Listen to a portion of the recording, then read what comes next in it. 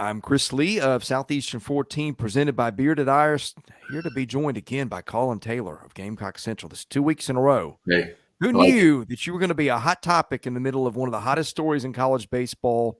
But that is the fun of SEC baseball. We got a series in my backyard. I will see you at Hawkins Field this weekend for a couple games. Can't make the Friday game. Okay. My son's got one of his own. I think he's starting on the bump for that one. So you make your choices, but I will be there for games 2 and 3. Can't wait to see you, and can't wait to talk about this one. First of all, let's backtrack a little bit. Carolina had last week in the series, everybody in the country was watching. It was disappointing in the sense we didn't get to see how it ended. But, man, you saw some stuff in those 2 games, didn't you? Oh, absolutely. And I appreciate the SEC schedule makers for giving South Carolina, LSU, Vanderbilt, and Florida back to allow me to come on 2 straight weeks. And, South Carolina, obviously they go 2-1 in that week where they beat North Carolina in the midweek, top 15 team at the time, and obviously split with LSU. And you saw a lot of really, really, really good things in that LSU series. Paul Skeens had 8 strikeouts in 3 innings, but they make Skeens look human with 2 home runs off of him. He gives up 3 earned, or I guess 2 earned because 1 reached on an error, but had given up 4 earned all season. So they make him look human. South Carolina clubs LSU 13-5 in that Thursday game, lose game 2, just in a really heartbreaking way. LSU, I think, scores 5 unanswered over the final 2 innings to win it, including a Gavin Dugas grand slam. But South Carolina went toe-to-toe with the best team in the country. I don't think anybody can dispute that right now, and finds a way to, you could argue, should have won that series given the fact that they took a 4-run lead into the 8th inning. But you go toe-to-toe, and South Carolina, for 18 innings of that series, sure as you know what, looked like a top 8 caliber team, and a team that can go toe-to-toe over 3 games with the Tennessees, the LSUs, the Vanderbilts, the Floridas of the world. And really, really excited to see what they do, bouncing back and going on the road for another top 10 matchup this weekend up there in Nashville. And I watched most of those, or most of the, what was it, the Friday game? I'm getting my days mixed. It was game 2. Yeah, it was Friday. Yeah, that was. And I thought Carolina was going to have it. They had Chris Veach was throwing 58 miles an hour or whatever that was. I'm being facetious, but he had that changeup working. He had it going. LSU, this just seeing that team can hit a little bit, couldn't handle it. Was it Cade Austin that blew that one? Yeah, Cade. Yeah, okay. Cade struggled, and then Eli Jones gave up the ultimately go-ahead run there in the 9th.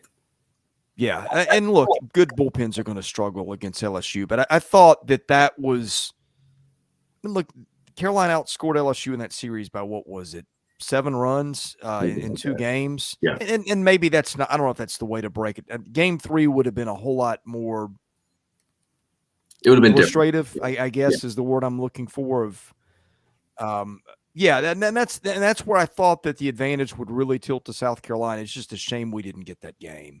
Yeah, I agree. And it would have been really interesting to see this South Carolina lineup against Christian Little. I was really looking forward to seeing that. And, you would have anticipated Matthew Becker probably starting that 3rd game with Noah Hall out. And Becker had been great in his last couple outings before that. So would have been really fun to see him go toe-to-toe with that lineup and see how that would have shaken out. But Cade Austin, who's been one of their better bullpen guys, he was arguably their best bullpen guy last year, has been one of their go-to guys this year, and comes in and labors. I think he goes full on the first 3 batters in the inning, walks 2 of them, just struggles against the bottom of that order. And South Carolina, give them credit, through the first 16 innings of that series, had held that top 4, top 5 of LSU's order down. I think they had 1 hit the entire time before that lineup flipped over in the 8th. And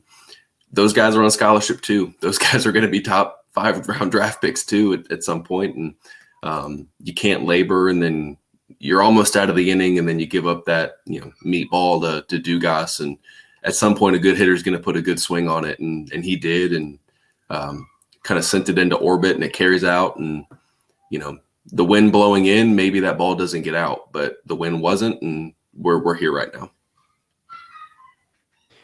All right, let's get into the matchup.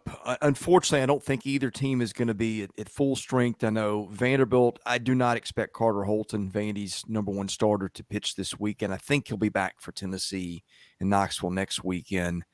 Vanderbilt got David Horn back this week. He's not pitched a lot, but he was a very highly regarded freshman who threw in the midweek. I don't know if they'll pitch him on the weekend or not, but that's another arm they get back. Andrew Dukanich, who was maybe the most highly regarded freshman pitcher in the class, he's missed a month with, I think, a hamstring issue. He didn't pitch the midweek. I don't know if he's back or not, but he's an arm capable of helping on the weekends. And then Grayson Moore, who's a 97, 98-ish throwing bullpen guy that they were counting on, has missed a couple weeks. Don't know if he's back. I know for Carolina, Noah Hall, I think we talked off pod. You think he's going to be out? I'll give you the floor to update that and anybody else. Yeah, so South Carolina is going to be without Noah Hall this weekend and probably for the foreseeable future, just dealing with the back injury, and you just never know how the back responds to things. And we're just kind of, us as media and then South Carolina as a staff kind of in limbo right now with that, just to see how the back responds to some treatment, some rest. And it could potentially be long-term. We just don't know yet, but he's definitely out this weekend. And with that, you'll probably see South Carolina take the same approach they took last weekend, where it was Will Sanders in game 1, who looked really good in 3 innings before a weather delay. Jack Mahoney, a really highly touted guy that South Carolina beat Vanderbilt for in recruiting, going on Saturday, and then they'll do probably TBA Sunday, where you're probably looking at either Matthew Becker or Eli Jones as your 2 leading candidates there to start game 3. And then the only other major injury right now is Will McGillis, who got a broken arm against Missouri a couple weeks ago, and he's still probably 2 or 3 weeks out from being able to swing a bat and get back into the flow of things. So he's out this weekend. But everyone else, I think, should be good to go. And South Carolina did get Wesley Sweat back from kind of a minor tweak earlier. I guess it was for the LSU series, and he's looked great in his 2 innings this week, up to 93, 94, can touch 96 with a really good slider. So you could potentially see him out of the bullpen this weekend. But that's kind of where South Carolina sets up pitching-wise, and then you're only out really one guy from an offensive standpoint from an injury with McGillis still on the mend from that arm break. What Will Sanders do you think we see? Because the last version of Will Sanders we saw looked like it was more like what we thought we'd be getting before the season. Is that fair? Oh, absolutely. And I think that's kind of the Will you're going to see this weekend.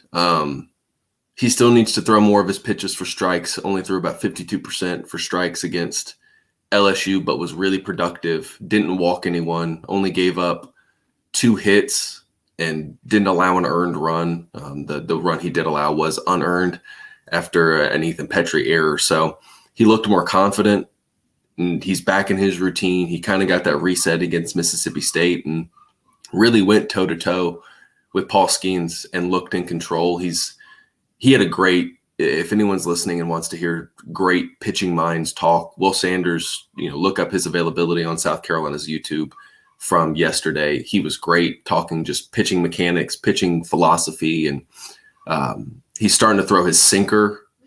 It was a 2-seamish ball last year, but when his 2-seam was working, he was really throwing it like a sinker. So he's really kind of committed to just throwing a sinker, and that allows him to throw it both to righties and lefties, which you saw against LSU, and just get that pitch in on guys, work both sides of the plate with it, and allows him to really work his curveball and his slider and his 4-seamer in there as well. So that sinker ball, I think, is really going to help him out, and you'll see him throw that a ton to righties and lefties instead of that 2-seamer that he's been used to throwing. So I think you'll see a more confident Will Sanders. I think you'll see a guy that looks a lot better than maybe his starts before that reset really indicated. Next question I have for you. How does Carolina hit lefties? Because they're going to see a pretty decisively left-handed team that won't be as pronounced as it would have been with Holton. Vanderbilt's been starting 3 lefties all year. But you see Hunter Owen, who's been great, Devin Futrell, who outside of guys named Paul Skeens has been the best pitcher in the league so far in terms of effectiveness. You see they got Ryan Ginther out of the bullpen. J.D. Thompson may throw a bit. They've given some teams that have troubles with lefties some fits. How's that work out for Carolina? They're actually surprisingly good against lefties, and that was something they really struggled with last year. On the season, they're hitting 301 against lefties. In SEC games only, I'm looking at it 275. So they've hit lefties fairly well for the most part. The biggest kind of indicator of that was back when Georgia was motoring through people before SEC play started with Liam Sullivan and Jaden Woods, those two lefties who were really good for them. They went in and lit them up down there at Georgia. So this is a team that has the capability of hitting lefties. They have a lot more right-handed options in their lineup to match up with that, more so than left-handed options.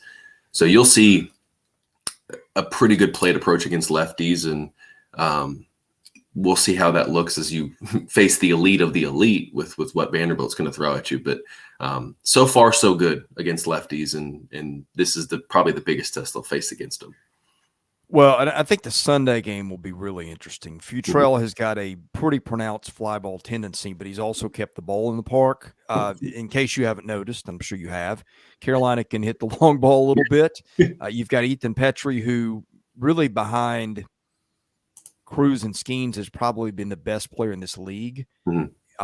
Gavin Casas, who, of course, was playing first base for Vanderbilt this time a year ago, is now at Carolina, has had a really good year. I think this lineup of the power against a team that's got power arms and has done a really good job of keeping the ball in the ballpark, that's probably your determining factor in this series. Yeah, it's how South Carolina's offense, they've kind of reshaped their identity, and it's a lot of work counts, get on base, and then try to drive the ball with guys on, and whether that's a double, whether that's a home run, who they don't care. They just want to drive the ball and with guys on, and they've done that so far, and that's why they're 29-4 and 9-2 in the SEC.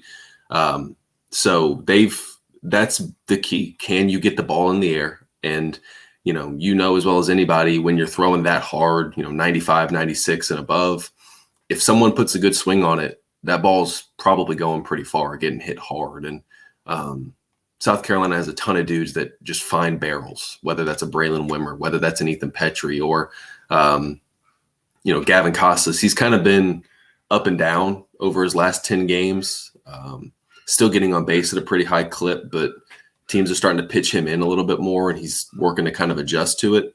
But, I mean, you have a ton of dudes, the Cole Messinas of the world, the Talmadge Lee Croys, who can work good at bats, and if you leave a ball over the plate, they're going to put a good swing on it. So, yeah, how South Carolina handles that, how they can drive the ball is a huge indicator, because you've seen this offense when it's working and they're getting hits with guys on.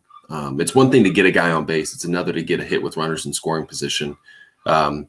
When they do that, they can beat anybody. But, I mean, you look at it against LSU in that game too, you're not, you go 5 of 19 with runners on and 3 of 14 with runners in scoring position, and you lose that game because you load the bases and you just can't get enough out of it. So if they can do that and drive the ball with guys on, they have a shot at coming out of here, not just with a win, but maybe even taking the series. Yeah, I could definitely see that. I think the range of outcomes for this series is all over the place. And I'll give you a main reason why. We've been through some of that a little bit already with the lefties and with Futrell. But I'm looking at stats in SEC games only. And granted, Carolina and Vandy, neither of them have played the cream of the crop, although that LSU 2 games there that boosted the strength of schedule for the Gamecocks. But I looked up three true outcomes in the dictionary, and there's the South Carolina team photo there. Yeah. Listen to this, Collyn. This is hitting in the SEC. Let's see, make sure I got the right stuff pulled up here. And I do. Walk rate, 14.2% for Carolina. This, again, just SEC games, number 1 in the league. Strikeout rate, 26.3%. That is third worst in the league. Arkansas is a 1/10 of a percentage point ahead, and then Tennessee is 27.8%. Carolina is 26.3%. Yeah, and contact percentage, which is the percentage of time you're trying to hit the ball that you do. Carolina, 69.9%. That is third lowest in the league behind the same two teams, Tennessee and Arkansas. It would appear, looking at the stats, and by the way, home runs in league play, 26. That leads the league. When these guys swing, they swing hard. Yes. Yeah, and that's the identity that the Monty Lee has really instilled in this group. It's that old Florida State Mike Martin kind of style that, yeah, we might strike out a ton, but we're going to walk and we're going to make you earn everything you get against us. You're not going to throw a strike in there that we're not going to swing and just try and drive. And if you're going to walk us, we'll make you pay with the long ball. And when they hit those, they tend to do well. And when they're driving the ball and getting production from the guys that they need production from, they're hard to beat. But, you've seen in their 4 losses, I want to say in every single one of their 4 losses, they have not hit a home run. So they just need, and I think the first 2 losses of the year, they didn't have an extra base hit. So if you limit this team to singles, it's hard for them to win. They don't manufacture or string together hits the way some other teams might. But if it's, walk, single, 3-run bomb, they have a chance to outpace you, and their pitching's elite to the point where you're not going to be able to hold a ton together against them. So it's been a good formula so far. And the next step for this offense is finding ways to have those big innings consistently, where it's not just having to rely solely on doubles and home runs. Well, check the flags at Hawkins Field when you get there, because that ball can really get out to right and right center. I think the architecture of that area, you got a big building and behind in right field, and I think that's sort of, I'm not an expert in these things, but it seems to have maybe changed some wind patterns. The ball can get out to left over that big wall. It seems like it blows out to left a lot there recently. And some days you're there and it's either blowing in or not blowing at all. And balls that you think off the bat are getting out are caught 10 feet short of the warning track. So it's a weird park when it comes to home runs. And I think you've got a lot of variables. Here's the other thing. Vanderbilt has been Vanderbilt's always 1 or 2 in this league in strikeouts. Vanderbilt's middle of the pack in strikeouts this year in terms of strikeout rate in SEC play, which I don't think most people would expect. Now, what they do is if you put the ball in play against him, it's going to be an out. Between Bradfield and center, they've got to lock it down infield defense. So that's another thing to watch, is if the ball doesn't get out, they're doing an exceptional job of turning those into outs. Yeah, and that's kind of been South Carolina's weakness this year. I mean, they're not a great defensive team. They've gotten better defensively with Dylan Brewer getting reinserted into the lineup. Evan Stone is not an offensive weapon, I would consider him. He's been better of late, but he's a great center fielder. I mean, just one of the better. I mean, he's not Enrique Bradfield out there, but he's, a really top of the line defensive center fielder. And then with, Caleb Denny, a left-handed bat's kind of struggled since SEC play started, but they've inserted Brewer into left field. Ethan Petry can play right.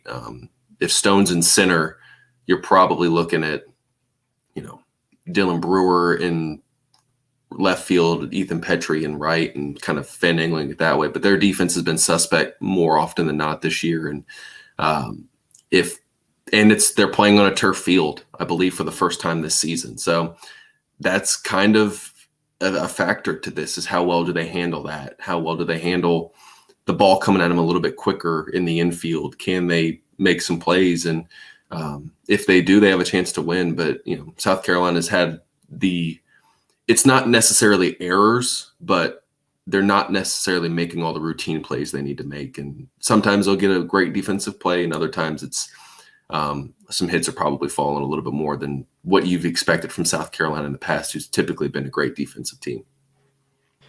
Collyn, I know you got to run to a media availability. I've got to run do something else myself. It's been great catching up with you. Can't wait to see you at Hawkins Field. I have no idea how this is going to turn out. I could make cases for either team, and that's what we're here for. Is these contests between Titans and just put the shoes on and see how it goes. And I know we'll have a lot of fun watching that together.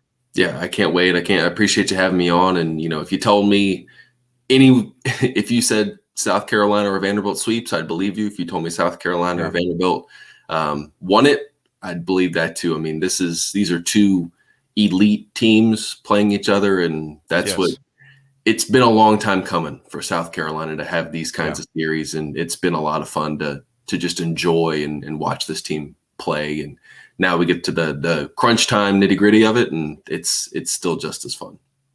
Yeah, in my opinion, these are two national seed caliber teams, to use the old top 8. I think I can firmly put both those teams in there, not just based on resume, just based on what I think they are. And can't wait to see it. Tell folks where they can follow your coverage. Yeah, absolutely. You can find me at Collyn Taylor on Twitter, CollynTaylor.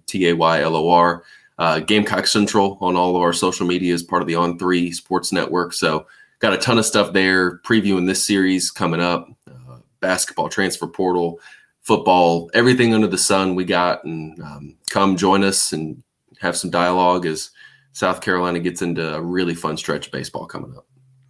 Hey, Collyn, thanks for joining us. I'm sure we'll catch up again before the end of the year. And you and everybody coming up from Columbia, please be safe and arrive here in one piece. Absolutely. Appreciate it. All right, he's Collyn Taylor of Gamecock Central. I'm Chris Lee of Southeastern 14, presented by Bearded Iris. Thanks for watching. Tons more baseball content coming at the channel. Best way to get that, hit the subscribe button, hit the like button. That helps our analytics. Thanks for watching, and we'll see you again soon.